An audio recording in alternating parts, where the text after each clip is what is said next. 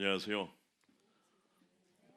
여기 보니까 요리하는 성악가 이렇게 써 있습니다. 네, 요리도 하고 성악가로도 활동을 하고 있는 전준환입니다. 반갑습니다.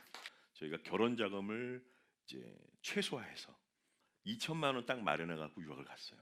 그쪽에 그 이탈리아 브로커한테 집을 구해달라고 이제 사전에 얘기가 돼서 도착을 했는데 뭐가 이제 잘못된 거예요. 일이 틀어져서 원래 가기로 한 집은 못 들어가고 그 계절에 남의 집에 남의 땅에 가서 짐도 못 부르고 신혼의 이 부부가 마루에서 이렇게 잠을 자는데 그게 저희 유학의 첫 단추였던 것이 첫날.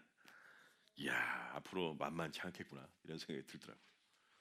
그래서 그 다음날 바로 급하게 집을 구하긴 했는데 월세도 좀 비싼 것 같고 반지하 집이었어요. 반지하. 이탈리아는 반지하 집이 위험합니다. 이게 습이 올라오기 때문에 사람이 점점점 몸이 안 좋아져요. 물을 사 먹어야 됩니다. 맨날 이만한 물을 이렇게 지게에 메고 그 반지하를 내려가다 굴러 떨어진 거예요, 제가. 그러니까 허리를 다쳐갖고 신혼에 몸도 아프죠. 이제 뭐 지금 그 남의 집 얹혀 살다가 이상한 반지하로 들어갔죠. 그런데 야, 정말 말로 없는 또 한 방을 맞았습니다. 그 다음 날 자고 있는데 아침에 이제 뭔가 느낌이 이상해 눈을 떴는데 머리가 너무 아픈 거예요. 우리 집사람하고 저 어디 맞은 것처럼 머리가 아파요. 일어났더니 방이 다 헤쳐져 있고 세 명의 강도가 들어와서 수면 가스를 제 부부한 자고 있는 얼굴에 뿌리고 다 털어갔어요. 비상금 현금으로 600만 원 난도 그것도 물론 가져갔고 공부하겠다 갖고 온 녹음기, 뭐 노트북, 그 다음에 저희는 결혼 반지가 없습니다. 지금도 결혼 반지 다 털어갔고 폐물, 돈이 될 만한 건 다 털어갔어요. 담배꽁초 3개만 남기고 마누라가 아침에 일어나가지고 막 무섭다고 우는데 제가 끌어안고 그런 얘기했습니다. 저도 모르게 괜찮아. 여보는 안 훔쳐갔잖아. 나한테 당신만 있으면 되지 뭐. 이게 저희 유학생활 시작이었습니다. 끝내줬죠. 근데 사람이 초반에 KO가 돼서 일어나잖아요. 그럼 무서운 게 하나도 없어요. 뵌 적도 없는 한참 위에 선배님하고 연락이 돼서 누구 또 아는 집을 소개시켜줘서 또 얹혀 산 거예요. 이제 집에 커튼 하나 가운데 이렇게 쳐놓고 주인은 방에서 생활하고 저희는 마루 겸 거실이 있어요. 이탈리아는 거기서 또 이제 자는 거죠. 그러니까 로마에서 되게 유명했던 유명한 학교가 산타 치칠리아 국립음악원이 있습니다. 우리 그 한국에서 대표하는 성악가 조수미 씨가 나온 학교. 치칠리아 바르톨리 뭐 이런 분들 들어보셨죠? 못 들어보셨다 하더라도 고개를 살짝 끄덕이면은 교양이 됩니다. 그런 분들이 나온 학교 이제 시험을 보러 가는 거예요. 그러니까 뭐 너무 너덜너덜해 갖고 왔으니까 사전에 누구를 찾아가서 레슨을 받은 적도 없고 이탈리아 말도 잘 못하고 이런 상황에 시험을 봐야겠으니까 이제 시험을 보러 간 거예요. 제가 아까 그랬죠. 제가 생각을 많이 안 한다고. 그 모집 요강도 나와 있고 막 있을 거 아니에요. 근데 제가 너무 경험이 없으니까 이런 것도 다 안 읽어보고 날짜 시간만 머리에 딱 놓고 간 거예요. 그냥 시험 보러. 시험 보러 이렇게 가다가 거기 이제 그 한국인 사람한테 미안한데 피아니스트한테 나 오늘 시험 봐야 되는데 요거 좀 같이 좀 쳐주면 안 되겠냐고. 그러고 시험을 봤어요. 결과가 어떻게 됐을까요? 결과는 합격을 했어요. 한 달을 학교를 다녀보니까 답이 안 나오는 거예요. 도저히. 근데 저희 집사람은 구청에서 미용 기술 같은 걸 배워가지고 로마에서 제 머리 해준다고 갔다가 이제 아르바이트로 유학생들 머리를 잘라주고 파마를 해주는 그런 알바를 해서 조금씩 벌었어요. 근데 남편이 갑자기 학생이 돼 버리니까 아무것도 못 하니까 이제 집사람이 좀 일을 과로를 해갖고 파마약에 중독이 돼서 뒤로 넘어간 거예요. 병원에 실려갔어요. 그 얘기를 듣고 미친 듯이 뛰어가가지고 응급실에서 이제 집사람 부축해서 오는데 정말 이 뜨거운 눈물이 흐르더라고요. 유학 가자마자 집이 해결이 안 돼서 남의 집에서 쪽잠을 자고 그 다음날 들어간 반지하 집에서는 뭐가 일이 튀어서 몸도 아프고 강도 맞고 그 다음에 로마에 와서 그렇게 어려운 상황에서 학교도 합격을 했는데 이제는 제 손으로 그 학교를 내려놔야 되는 상황이 된 거예요. 또 어떻게 하겠어요? 상황이 먹고는 살아야 되니까 거기는 있어야 되니까 그리고 그냥 탁 털고 가이드 일을 시작을 했어요. 일을 쭉 하면서 여러 이탈리아의 여러 지역을 다니죠. 밀라노, 베로나, 베네치아, 피렌체, 로마, 나폴리, 소렌토 정말 많은 지역을 다닙니다. 덕분에 공짜 여행을 하고 정말 견문도 넓히고 여러 문화적 경험도 하는 그런 좋은 면도 있지만 고되죠. 유학생 신분으로 가서 더더군다나 저는 노래를 해야 되는 성대가 정말 보물처럼 중요한 사람인데 늘 남들 앞에서 하루에 한 3시간 이상씩 역사에 대해 설명을 해야 되고 또 육체적인 노동이잖아요. 하루 종일 걸어 다녀야 되고 이런 일들을 하다 보니까 몸이 점점 힘든 거죠.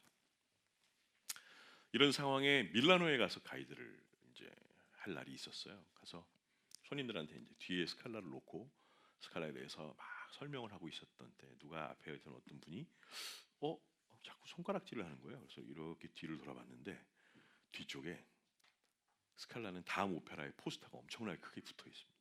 거기에 한국 사람 이름이 있는 거예요. 임세경. 갑자기 기분이 묘해지기 시작하죠. 너무너무 부럽기도 하면서 굉장히 말로 표현할 수 없는 복잡한 기운에 막 휩싸이기 시작합니다. 손님들한테 자유 시간을 드리고 저도 모르게 뭐에 홀린 것처럼 이렇게 길을 건너가서 스칼라 극장 벽을 이렇게 만지는데 정말 폭풍 눈물이 쏟아지는 거예요. 그러니까 제가 그동안에 정말 털털하게 괜찮아, 아유 뭐 어떡하겠어 하고 참아왔던 게 한꺼번에 터지는 순간이었던 거죠. 저도 모르게 스칼라티와 뒤쪽 골목으로 가서 벽을 붙잡고 정말 통곡을 하고 울었어요. 그 자리에서 거의 실신하기 일부 직전 정도까지. 근데 빵모자를 쓰고 그 골목을 지나가던 이태리 할아버지가 저한테 오시더니 야 너 여기서 왜 우니? 근데 제가 또 그 할아버지를 붙잡고 신세한탄을 하기 시작한 거예요. 그 할아버지가 저를 위로합니다. 걱정 마. 아직 네 때가 아닌가 보지. 저 위에 그란 시뇨레, 네가 믿는 그란 시뇨레, 너의 신하의 하나님이 너한테 예배하신 때가 또 있겠지. 걱정하지 마. 그런 때는 분명히 올 거야. 난생 처음 보는 그것도 외국인 밀라노에 사시는 할아버지한테 위로를 받고 되게 마음이 위로가 되더라고요. 그래서 밀라노를 통해서 이렇게 막 투어를 끝냈습니다. 세월이 흘러 제가 한국에 2010년에 오페라 데뷔를 하고 국립오페라단에서 창작 오페라 처형이라는 작품을 하게 됐어요. 근데 그때 처음으로 베이스 주연으로 캐스팅이 돼서 국립오페라단에서 처형을 공연을 했는데 그때 가실이라는 소프라노 여자 주인공이 바로 임세경 씨였습니다. 놀랍죠. 네. 그때 제가 밀라노 극장에서 포스터에 써있던 임세경을 저랑 같은 무대에서 같이 공연하는 공연자로 만나게 된 거예요. 그리고 그 다음에 스칼라 극장에 서는 주요 가수들과 공연을 한 거예요. 되게 인생 재밌지 않습니까? 스칼라에서 그렇게 통곡을 했었는데 결국은 그 할아버지가 얘기한 대로 다 이루어졌잖아요. 임세경 씨랑 공연을 했고 스칼라 팀하고 같이 공연을 우리나라에서. 이야, 신기하더라고요. 저는 그런 것들이. 오다 가다가 만난 건물이 하나 있었는데 이런 거 있죠. 지나가다 야 조선에 식당 했으면 참 좋겠다. 막연히 그냥 그런 생각을 했는데 어느 날 그 식당이 망한 거예요. 거기가 국수집이었는데 성처럼 생긴 식당에 국수가 웬 말이에요. 망했어요. 그다음에 일주일 있다가 거기에 임대 이걸 또 붙은 거예요. 플랫. 얼른 뛰어갖고 확 뛰어갖고 전화번호를 제가 전화했어요. 진짜 한 달 만에 식당을 열었습니다. 돈 하나도 없죠. 바도 만들고 진짜 손 다 부르트도록 가게를 만들어가지고 오픈을 했어요. 그래서 쭉 갔죠. 잘 됐을까요? 그 식당이 초반에 잘 될 리가 없죠. 네. 식당 운영해본 경험도 없죠. 근데 여러분들이 궁금하지 않으세요? 제가 이걸 잊고 있지만 저 사람이 도대체 뭘로 식당을 했을까? 그런 그 재주가 어디 있었지? 라고 생각하시겠지만 다시 또 필름 쪼르르 가다 보면 가이드하면서 전국을 다 돌아다녔잖아요. 전국의 이탈리아 음식을 다 먹어본 거예요. 제가 워낙에 먹는 걸 좋아하고 먹는 걸 좋아하게 생겼잖아요. 음식하는 거에 워낙에 관심이 있다 보니까 그 지난 10년 동안 가이드를 하면서 그 죽을 고생을 했던 그 순간들의 어떤 그 하나의 그 모먼트가 제가 식당을 운영하고 식당을 오픈하고 뭐 하는 데 있어서 굉장히 중요한 재료가 되어 있는 거예요. 저도 모르게. 따로 뭔가를 준비해 본 적은 없는데 제 지난 10년 30대를 다 쏟아부어서 살았던 정말 이악 물고 살아서 치열했던 그 10년의 모든 그 고통들이 시련들이 저한테 너무 고마운 재료가 되어 있는 거예요. 정말 한 달 만에 제가 먹어본 요리를 다 모아서 재현을 해냈어요. 그리고 제가 진짜 잘하는 것 중에 하나가 처음 올라가는 무대, 처음 내는 음식, 처음 만나는 사람, 처음 하는 뭐를 마음속으로 뭐라고 주문을 외우냐면 요거는 101번째 하는 거다라고 생각하고 합니다. 뻔뻔하죠, 그 사람이. 100번 정도 했으면 되게 능숙하지 않을까요? 뭘 해도? 근데 이제 제가 지금 처음 하는 거를 101번째 하는 거라고 생각을 하고 하는 거예요. 장사가 안 되는 날도 하루 종일 손님이 없었던 날도 있었어요. 그러다가 어느 순간에 어느 여자가 전화가 왔어요. 저 이 KBS 인간극장 PD 누구인데요. 선생님을 취재하고 싶어서. 왜요? 그랬더니 재밌잖아요. 뭐가요? 성악가면서 음식점도 하신다면서요. 그랬더니 그때 제가 처음 알았어요. 아, 이게 남들한테는 재밌을 수도 있겠구나. 나는 먹고 살기 위해서 하는 건데. 그러면서 선생님 뭔가 인간극장 보셔서 아시겠지만 좀 짠한 스토리가 있어야 돼요. 선생님 인생이 짠한 게 뭐죠? 비만이요. 저는 별로 불만이 없었어요. 왜냐하면 재밌거든요. 예? 다 살아왔던 인생의 재료를 바탕으로 해서 제가 제 인생 잘 살고 있는 거니까 뭐 손님이 없어도 언젠간 생기겠죠. 물론 손님은 정말 없었어요. 그래서 취재를 하러 왔는데 이거 집사람이 나 TV 나오는 거 싫어해. 안 된답니다.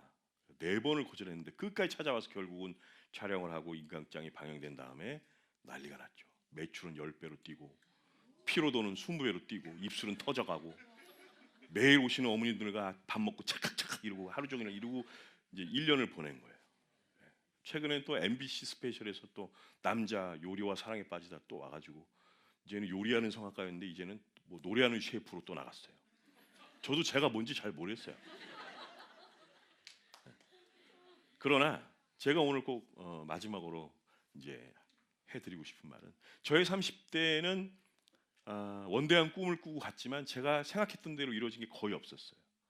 맨날 일하고 그러면 그 와중에도 노래를 해야 되니까 목에서 피고름이 나오는데도 노래하고 콩쿠르에 기어 나가서 무려 국제 콩쿠르를 14번을 수상을 했습니다.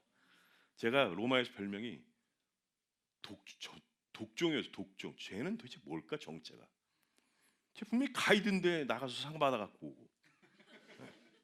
근데 그 힘을 지금 생각해 보면 저는 그게 절실함이었거든요. 지금 못하면 못하니까. 엘비스 프레슬리가 그런 말했죠. 지금 못하면 영원히 못한다. 저는 진리라고 생각을 하고 삽니다. 저는 사실 미래에 대단한 계획이 없어요. 비전, 꿈 같은 거 잘 없습니다. 왜냐하면 오늘 사는 게 오늘을 충실하게 살자가 제 인생의 모토예요. 되게 중요한 말이라고 생각합니다. 여태까지 살아왔던 내 시련의 시간들은 제 인생의 재료예요. 그 시련을 겪으면서 제가 살아남았던 방법들은 레시피고 그 다음에 제가 일상에서 느끼는 행복의 빈도는 매출입니다. 네. 앞으로도 더 이렇게 단순하게 살고 싶어요. 그리고 제 아들한테 그런 얘기합니다. 5학년인데요. 너 학교 다니다가 학교가 문제가 있다고 생각하고 불합리하다고 생각하고 학교가 너에게 도움이 되지 않는다고 생각하면 언제든지 그만둬라. 네가 행복하지 않으면 무효야. 너의 인생은. 우리 아들이 내가 아빠 나는 잘 뒀어.